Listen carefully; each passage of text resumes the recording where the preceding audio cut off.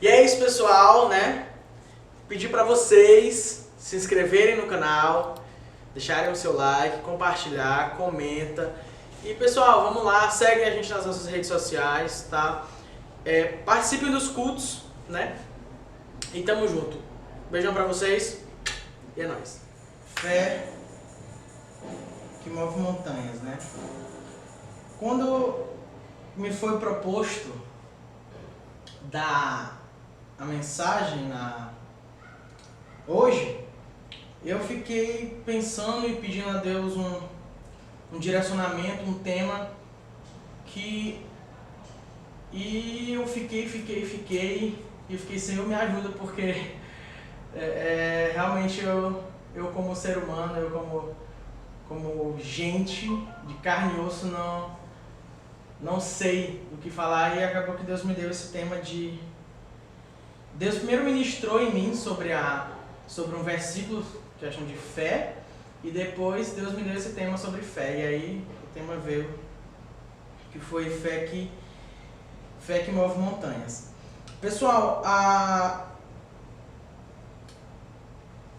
começando assim, né, o que é fé, né?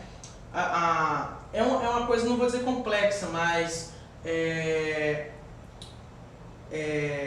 mas como é que eu posso dizer? Não é complexo, mas tem vários significados, assim, por assim dizer.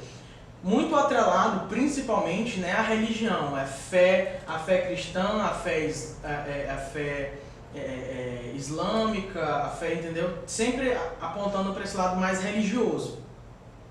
Mas eu fui correr um pouquinho mais atrás sobre o significado de fé que não fosse tão atrelado exatamente à religião em si, e achei um que fé. Eu gostei de como foi colocado, né? Fé é o excesso de confiança depositado em uma pessoa merecedora. No caso, aí no caso a pessoa aqui botou crédito, entendeu? Você depositar, ter um excesso de confiança em alguém que realmente merece, entendeu? Fé é isso. Então fé é acreditar em alguém piamente, entendeu? Ali a fundo. Certo, então agora nós já sabemos, por assim dizer, o que é fé. E uma pergunta que sempre me veio é: será que nós realmente estamos exercendo a nossa fé, a fé que tanto pregamos, a fé que tanto ouvimos falar, entendeu? Essa fé que nós deveríamos ter, será que nós realmente estamos exercendo, botando na prática essa fé? Ou a gente está cambaleando ainda e é aquela fé meio medíocre ali que a gente fala, mas no fundo não acredita? Então, a gente tem que ter essa consciência de fé e poder exercer essa fé, né? Poder ter essa fé, poder depositar, né? Como a própria palavra diz, depositar esse excesso de confiança em alguém, ou no caso em Jesus, em Cristo, em Deus nosso Senhor.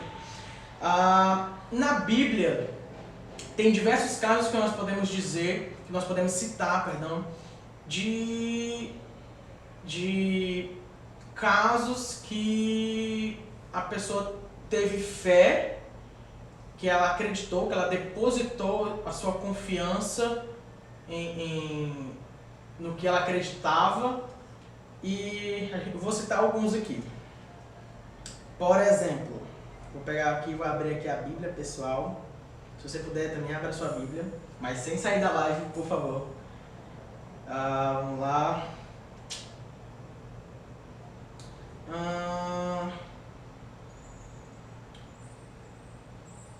Vamos lá.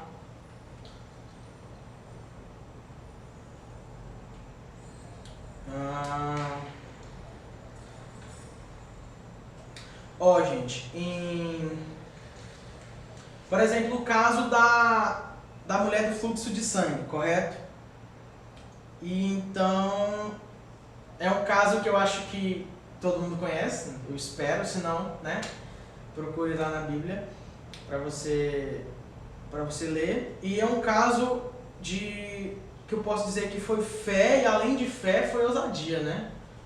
Porque aquela mulher, ela já passava por aquela doença, já sofria daquele mal há muito tempo, e acabou que ela já era mal vista, né, pela sociedade naquela época. Então ela teve que superar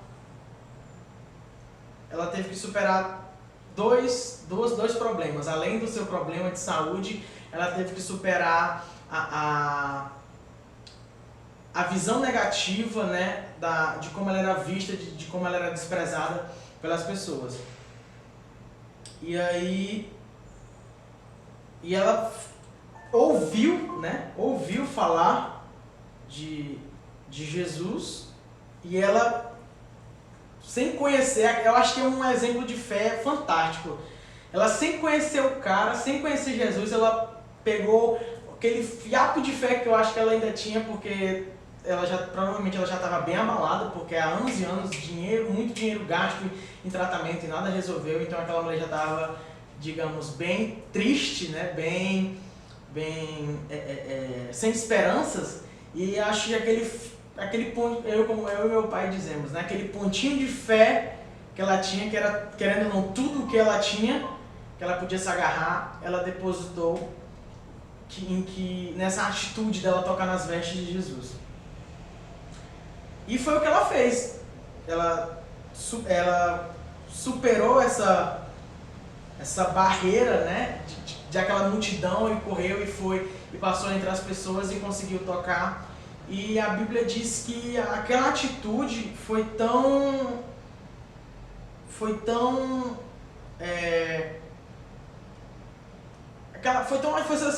ousada, foi com tanta fé, que a Bíblia diz que a questão de Jesus falou que tocaram nele, e os seguidores de Jesus falaram: mas Senhor, você está rodeado por várias pessoas, né? E ele disse: não, porque de mim saiu o poder. Então a fé daquela mulher, a fé que ela depositou naquela ação, que ela falou assim: não, se eu tocar nas vestes dele, eu vou ser curada. Então ela tocou e de mim saiu o poder. Então e a gente lendo aquilo, a gente fica: caraca, que situação, né? E poxa, eu fico assim, o quanto de fé, o que aquela mulher tinha no coração naquele momento, que fez Jesus parar no meio daquela multidão e tá entendendo? E falar assim: não, tem alguma coisa errada, porque esse toque aqui foi diferente. Aquela mulher acreditava tanto naquilo, e realmente ela realmente teve a fé, né? Que ela depositou completamente a sua confiança em alguém. E outro exemplo que a gente pode dar, vamos lá, que é um exemplo que eu gosto muito. Na PG passada, foi na PG passada? Não lembro se foi na PG passada ou se foi na PG retrasada. Acho que foi na PG passada, que foi o Paulo que pregou. Que o exemplo de Jó. Eu acho que Jó também é um exemplo de fé, de temor a Deus, que independente dele ter perdido tudo, perdeu seus bens, perdeu sua família, perdeu seus amigos, e ainda assim, querendo ou não, foi julgado, foi colocado contra a parede, por assim dizer, e porque a mulher dele, né? A mulher dele também duvidou de Deus e mandou que ele amaldiçoasse o Deus dele, por conta que até ela perdeu a fé. E ele permaneceu. E é como eu estava falando na quarta-feira passada, eu não acredito que ele permaneceu acreditando que Deus ia dar tudo de volta. Eu não acredito nisso. Eu acredito que ele realmente depositou a fé de que Deus sabia o que era melhor para ele, e que Deus ia dar um jeito, entendeu? Se fosse para ele perder tudo, que Deus viesse com uma ação um abraço do Espírito Santo, né, para que ele pudesse se sentir consolado com tudo aquilo, né, que Deus pudesse tirar toda a dor, toda a amargura dele. E é isso que eu acredito, entendeu? Que ele não acreditava que poderia as coisas poderiam ter voltado para ele por conta que ele estava esperando em Deus, porque ele estava acreditando, tendo fé em Deus.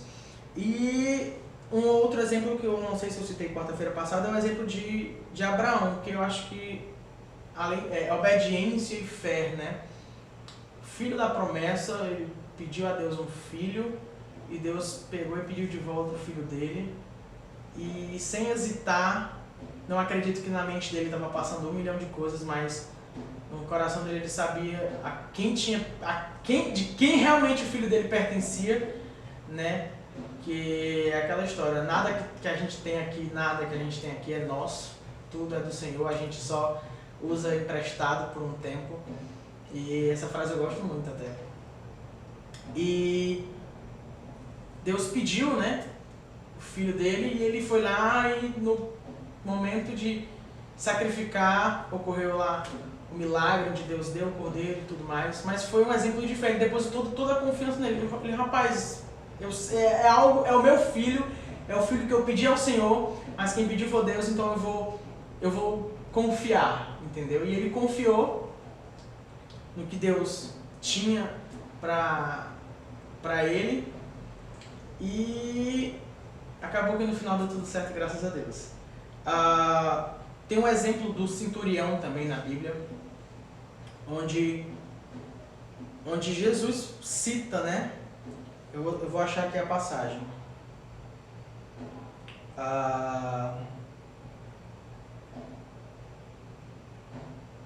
Em Marcos... Não, perdão.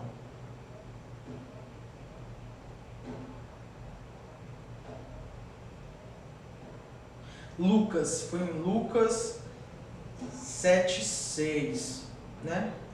7:6. Eu vou ler do 6 até o 9. E foi Jesus com eles, mas quando estava perto da casa, enviou-lhe o centurião os amigos e disse: Senhor, não te incomodes, porque não sou digno de entrar não é digno de entrar debaixo do meu telhado. E por isso, nem ainda me julguei digno de ter contigo. Disse, porém, uma palavra ao meu criado sarará. Porque também sou homem sujeito à autoridade, tenho soldados sob o meu poder. Digo a este, vai, e ele vai. Digo a outro, vem, e ele vem. E ao meu servo, faz isto, e ele faz. Ouvindo isto, Jesus maravilhou-se dele, e voltando-se, disse para a multidão que o seguia: digo-vos que nem ainda em Israel tinha achado tanta fé. Então o próprio Jesus reconheceu, e eu lendo isso, eu fiquei, caraca, Jesus reconheceu tamanha fé daquele centurião, e realmente é algo fantástico, né? A fé que esse centurião mostrou nesse versículo aqui em Lucas. Na Bíblia diz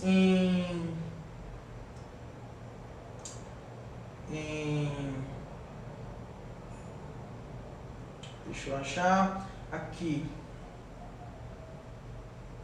Mateus 17:20, e Jesus lhes disse: por causa da vossa incredulidade, porque em verdade vos digo que, se tiverdes fé como um grão de mostarda, direis a este monte, passa daqui para acolá, e há de passar, e nada vos será impossível. Esse foi o versículo no qual eu fui ministrado, que eu estava lendo, e eu achei, e eu pensei, fiquei meditando em cima desse versículo. Na Bíblia diz, eu acabei esquecendo de pesquisar, peço perdão, mas que eu ia pesquisar, né, qual era o tamanho de um grão de mostarda, e para saber, né, para poder conseguir mensurar o que a Bíblia estava dizendo em forma real, sobre se a nossa fé for do tamanho de um grão de mostarda, nós podemos olhar para um monte e dizer, sai daqui e vai para ali, e ele fará isso, e nada será impossível. Então eu fico pensando assim, meu Deus, se a nossa fé for do tamanho de um grão de mostarda, a gente conseguir mover um monte, então a nossa fé é do tamanho de quê, então? Entendeu? Porque a gente às vezes não consegue alcançar, não consegue fazer algumas coisas, porque a nossa fé não vou dizer adequada, mas a nossa fé não está sendo, nós não estamos usando completamente a nossa fé, no nosso maior potencial, né? Nós não estamos acreditando do fundo do nosso coração, por assim dizer. E nesse versículo diz isso, em Mateus 17, 20. E há até um caso na Bíblia, que é o caso de Pedro, né? Em que Pedro vai... Eu vou até pegar aqui o versículo, gente. Em que Pedro... Em Mateus 14, 31. E logo Jesus estendeu a mão e o segurou e disse-lhe: homem de pouca fé, por que duvidaste? Né? O contexto era que estavam lá no meio do barco, estava tendo a tempestade, viram Jesus, achavam que era um fantasma, né? E aí queriam uma prova, né? A prova dos 9, Senhor, se for tu mesmo que eu, né? Ande sobre as águas, e foi lá. E aí no meio do percurso, ele começou a afundar. E aí Jesus disse, né? Deu a mão para ele, levantou e perguntou: por que duvidar? Homem de pouca fé, por que duvidaste?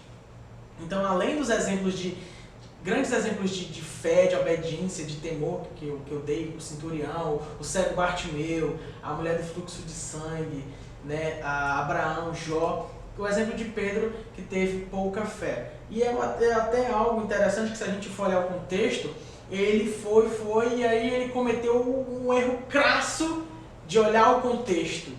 Ele não olhou quem tinha mandado ele caminhar nas águas, que foi Jesus. Caminha, vem ter comigo. Ele não reparou nisso. Ele foi se preocupar em olhar para o contexto, em olhar para o redor, e viu lá os trovões, o mar violento, e por isso ele começou a afundar, porque aquilo abalou a fé dele. Então isso me vem na mente e eu fico pensando: será que esse não será o nosso erro? Será que esse não é o erro que a gente está cometendo de estar nos importando com as coisas ao nosso redor e não olhar para o alvo, que nosso alvo é Cristo, assim como aquela música diz? Será que é isso que está acontecendo? Será que é por isso que nós não estamos conseguindo exercer 100% a nossa fé nas nossas coisas, nas pessoas, em abençoar as pessoas, em curar as pessoas? Por que naquela época as pessoas conseguiam e hoje a gente não consegue? Por que a gente hoje não consegue experimentar coisas que naquela época pareciam tão fáceis? Porque nos falta fé, porque a gente... É como uma vez eu vi, se alguém chegar e falar assim: você vai ser muito próspero, você vai ser extremamente próspero, você é extremamente próspero, e você vai abençoar muitas vidas com o que Deus vai dar pra você. E às vezes a gente duvida, mas se alguém chegar pra você dizendo coisas ruins, que você não vai ser ninguém, que você não vai chegar a lugar nenhum, isso a gente coloca no nosso coração, isso a gente traz pra nós. Por quê? Por que a gente tem facilidade de absorver o mal? Por que a gente não tem a facilidade de receber bênçãos? Por que a gente não tem facilidade de aceitar bênçãos, por assim dizer, e aceitar maldições, maledicências, entendeu? Porque justamente a gente é movido, a gente escuta o contexto. E foi até um exemplo que eu já estou finalizando, tá, pessoal? Que eu comentei com o Paulo, quando acharam a moto dele, né? A moto do Paulo foi roubada e alguns dias depois a moto foi achada, graças a Deus. Eu falei assim: Paulo, eu não estava 100% acreditando, porque realmente eu já estava desanimado, já tinha passado vários dias, mas eu acreditei, eu continuei publicando a foto lá, o contato e tal. Mas eu falei, em nenhum momento eu falei assim, com a minha boca, depois que a moto foi achada: eu não acredito. Porque uma vez eu ouvi uma história, foi até o pastor Costa que contou, onde um homem estava na estrada e ele estava realmente sem gasolina e pediu: Senhor, que tenha gasolina, pelo menos eu chegar até o próximo posto ou até uma cidade mais próxima. E aí disse que o ponteiro da gasolina subiu, e quando o ponteiro da gasolina subiu, ele falou: meu Deus, não acredito, e o ponteiro desceu. É uma história meio cômica, mas é a mais pura verdade. A gente pede as coisas, a gente bota fé nas coisas: não, isso vai acontecer, e quando acontece a gente diz: meu Deus, não acredito. Então qual foi a fé que você depositou naquilo? Entendeu? Ou foi uma fé só da boca para fora, onde você falou: eu acredito, mas no seu coração você acha que não vai dar certo? Será que é por isso que nós estamos presos no mesmo lugar, estagnados? Que é porque a gente vai fazer, nós tomamos atitudes, nós vamos fazer ações, mas a gente só tem fé da boca para fora. Entendeu? Então, é isso que eu tinha para trazer hoje à noite. né? Fé que move montanhas, que nós possamos exercer, que nós não possamos ter fé apenas da boca para fora, mas que nós possamos viver e acreditar fielmente no que Deus pode fazer em nós e através de nós, que é uma frase que eu gosto muito. Então, Deus abençoe vocês, tá? Fiquem com Deus, um beijo, um abraço e tamo junto.